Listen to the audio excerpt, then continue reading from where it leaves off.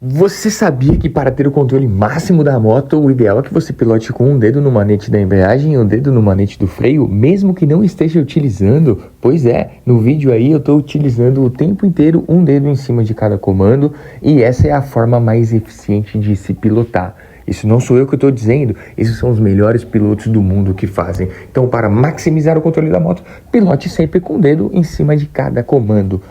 Gostou da dica? Então curte e me segue para aprender mais. Tamo junto, valeu!